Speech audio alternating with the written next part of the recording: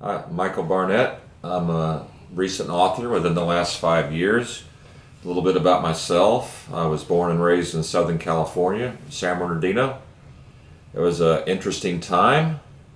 It was at the same time, a very, very innocent time, but also a coming out where there was a lot of conflict, a lot of people trying to find themselves, understand who they were, where they were coming from. My book, Eden Fading, is a record of that time. It talks about the early years of the Barnett family. This is my mother, Glenda Barnett, who is a key figure in this book. She starts from the very first chapter and she continues on. Because of my age, she was very influential. That is why she is a key person in those stories. So this is about the Barnett family. As I said, my dad is critical in this. It has a pivotal role. So does my mother. And then it talks about within this book a period of 5 years with my three brothers that were born after me. So this is a coming of age book. It's also a book about good versus evil. It's a book about overcoming. It's a book about redemption. The centerpiece is about me.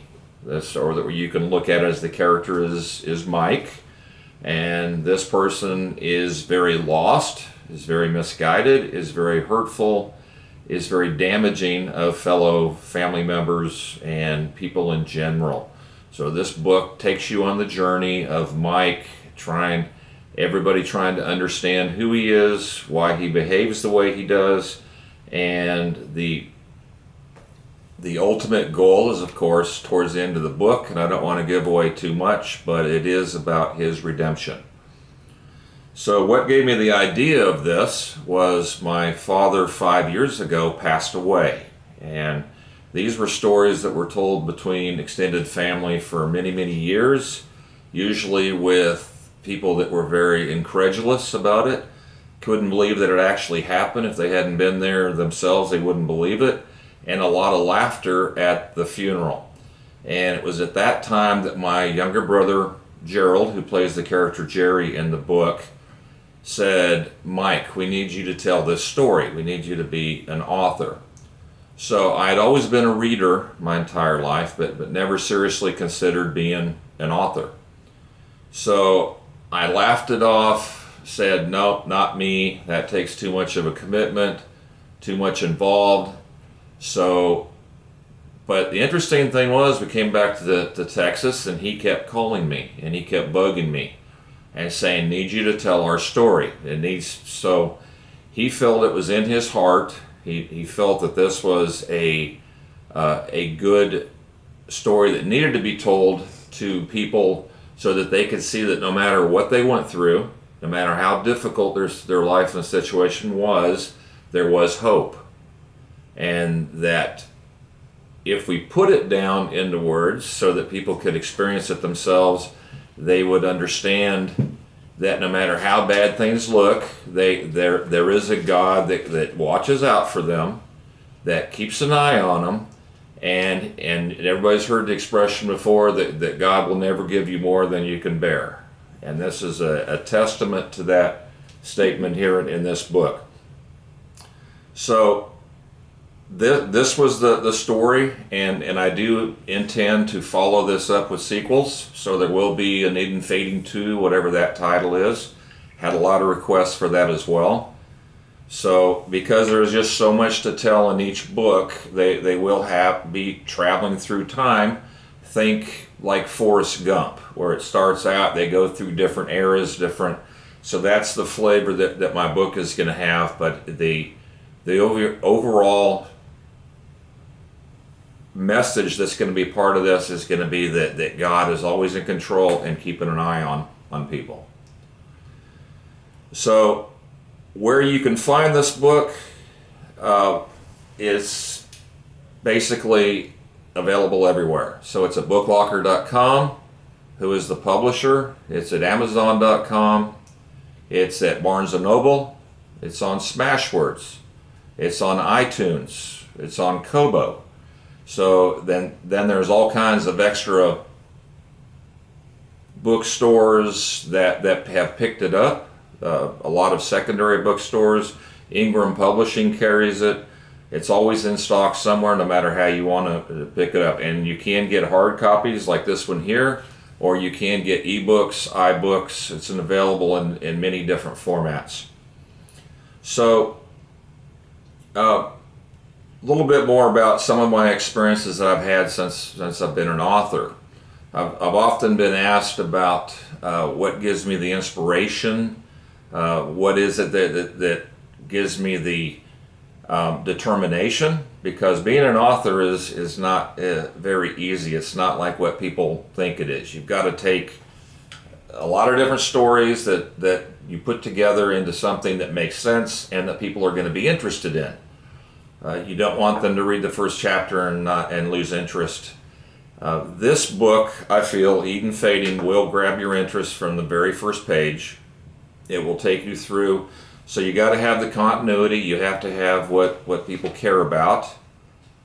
But you also have to like the idea of telling a story so that it changes their life. So it's not just a matter of me wanting to tell the story of our family for historical sake. It's so that people I can teach this lesson to others that no matter what the situation, God is there. No matter what the situation, there is oversight. There is a master plan. There are forces beyond our understanding that are watching out for us and in all things. So I'd gotten back to the point where I talked about my mom being a key focal point of the book. You might say that she was the anchor, that by choice or by not having choice, she had that role whether she liked it or not. And because of our ages, because when the story starts I was 3 years old, I had 2 brothers younger than me already. And by the end of the story I was 6 or 7 and I had all 3 brothers. And everybody knows that their mother is the central role, the central focus to everybody in all families. The father becomes more of a dominant role later on, but in this book, it's mostly my mom is the one that's there dealing with us. She's the one that's having to handle all of the situations and deal with my father and explaining how we got into the different problems that we did. A few of the people that read the book from our church, they didn't so much have a lot to say about me as so much that I was a problem child, but the common thing that they always said about my mom was that she was a saint. So thank you for not killing me, as she likes to put it, in so many of the chapters. So I'm doing all the talking. What do you think about that time and having to deal with me? It was a challenge, a real challenge. I thought either they're going to kill each other or I'm going to kill them before they reach puberty. But because of God, I didn't kill them, and they didn't kill each other. But it was a trying time. My husband was going to college full-time, and he was working full-time. So the brunt of taking care of the boys all led on me. And God doesn't give you a textbook on how to raise children or what to do in situations like I went through with them. But I believe that God gave me the wisdom to know what to do in the times of crisis, which we had a lot of. And that kind of makes me wonder who was responsible for all those crises. Number one son. Yeah, this that very interesting time in our life, and the strange part about it is Of course, all kids look at their parents like they're much, much older, but you have to keep in mind when this story was going on, my mom herself was in her early 20s, which, now we're so many years later, that is very young. And it kind of gives you a different perspective of that here she is still learning how to be an adult and having to try to figure out how to best handle her problem children.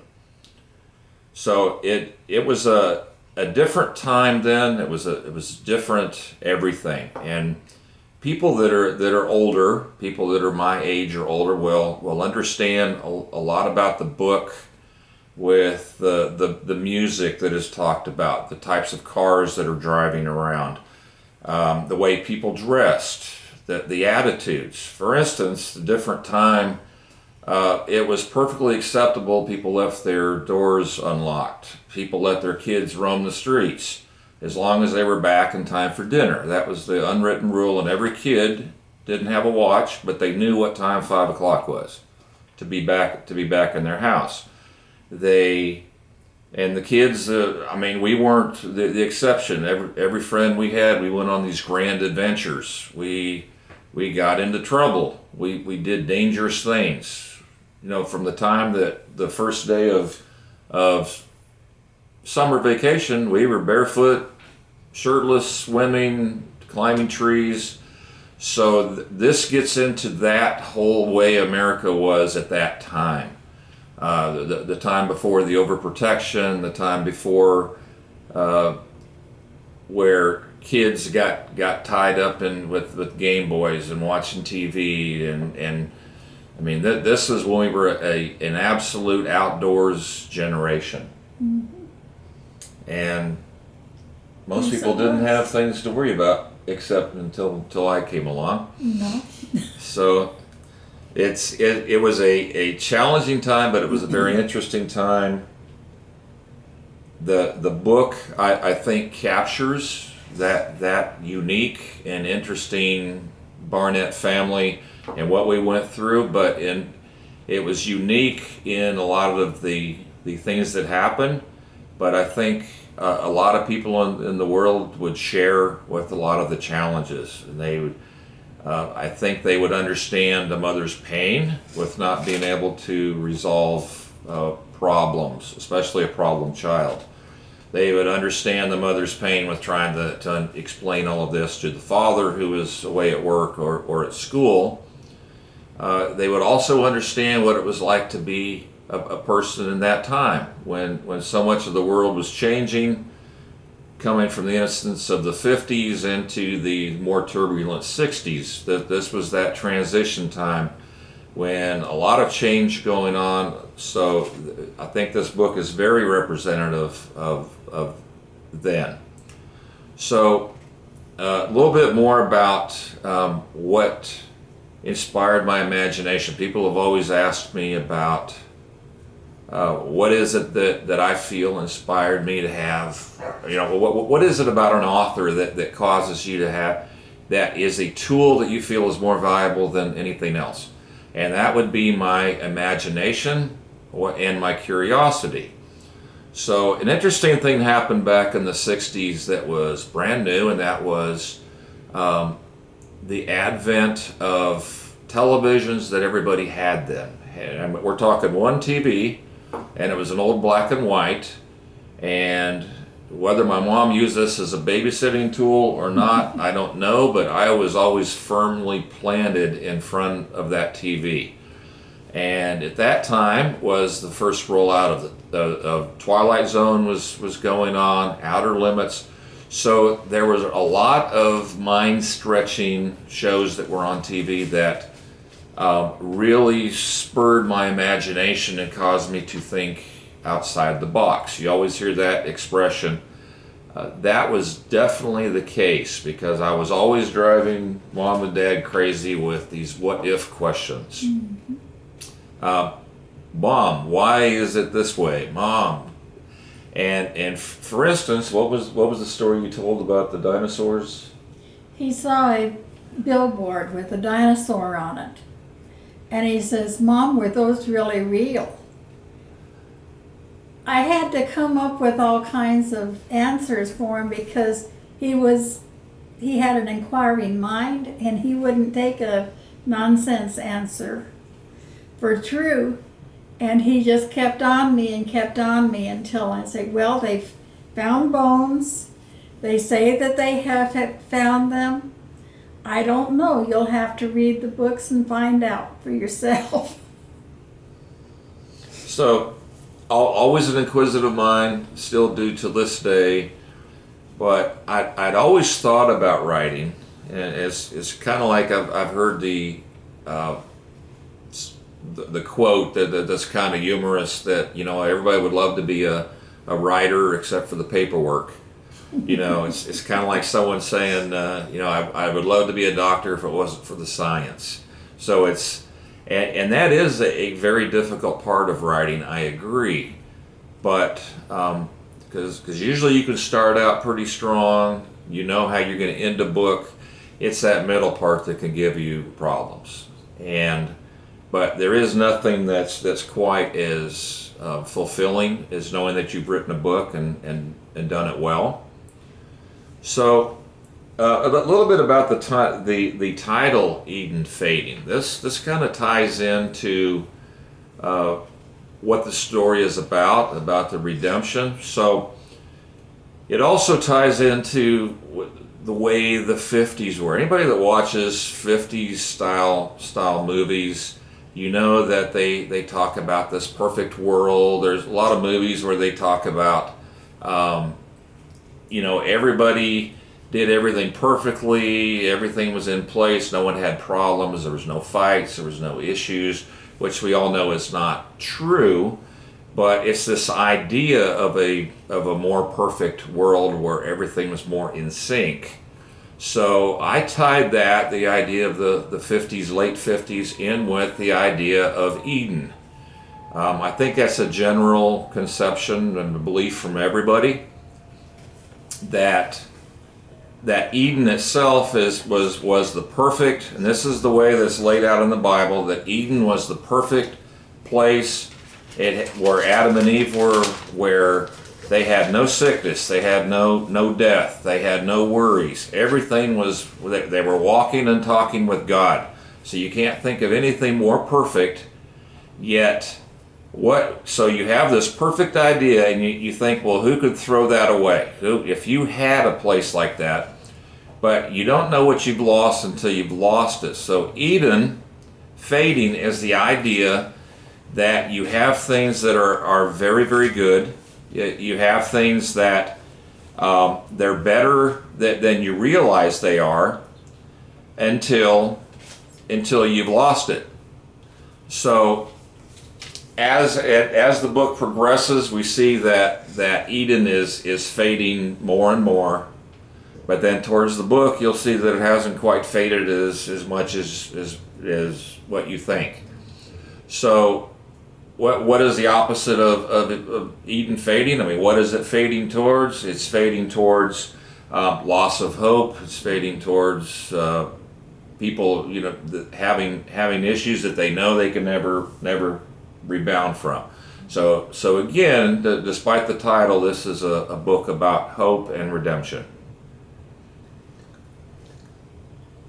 So to go back, so what is the I talked a little bit with you about what that time was like. Mm-hmm. Was there good times during that you can think of? I mean, yes. the book goes into a lot of bad things, but it also has some very inspirational good things. It was interesting raising 4 sons at the time. We had a lot of interaction with all the neighbors, other kids that were there. He was one that he would go and invite all of the kids in the neighborhood to come over to our house. And then, except for one child. And then he would go play with that one child and leave the rest of the kids there at the house for me to babysit. At night, when I'd put them all to bed, I'd look at them and I'd think, oh, They look like such angels. And I think, how can they be such little devils when they're awake and look like such angels when they're asleep? But yeah, we had a lot of good times. We would go to Disneyland a lot. Instead of having birthday parties, sometimes we give the boys a choice of, do you want a birthday party or to go to a theme park? And at least two of them would always opt for the theme park. So we had a lot of good times. We had a lot of good vacations that we went on where they had a lot of experiences. One time we were at Yosemite and there was a mother bear and two cubs. And the boys got in between the mother and the cubs. So we were a little bit anxious about the boys and Mama Bear for a while, but it all turned out good. So that kind of wraps up what the book is about. Is it's a dichotomy like life. It goes from extremes from tragedy to everything going great and no issues whatsoever. And then there's these in between places where it could go either way. And so the book is very representative of what real life is. In fact, a lot of when I first released the book, some of the pre-readers went into it thinking they were reading a fiction, and they immediately told me this is not a fiction. I never told them it was. It's a biography, but there's this perception that if something is so off the wall, over the top, this can't be true. But it had the ring of truth. They picked up on that right away. So one of the things I wanted to bring up is this wonderful artwork that's on the cover here. This was from a company that I'd worked with called Blue Harvest Creative. And they did a wonderful job, and this shows basically what my concept was. This is a depiction of me standing in front of Eden, and I'm starting to get separated from it already. And one of the weapons of choice that you will have to read about in the book is hanging from my left hand, which is a hangman's noose. So if you'd like to read more about that and find out what the hangman's noose was for, that and some of my other weapons of choice, and try to figure out what my motivation was, read about hope, redemption, then this is definitely the book to read. And again, if I get enough people interested in a second book, I would definitely be motivated to start work on that right away. So, Mom, did you have anything else that you wanted? No, I think you to add? covered it. Yeah, Read the book.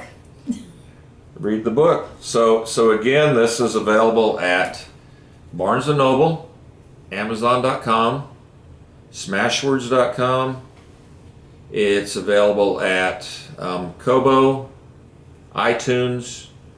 There are many places where you can find it. And again, from the publisher themselves, from booklocker.com.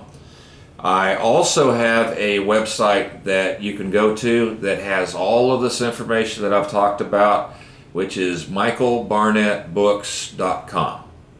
So if you go there, it will have information on how to get a hold of me via email. It will have information on my books.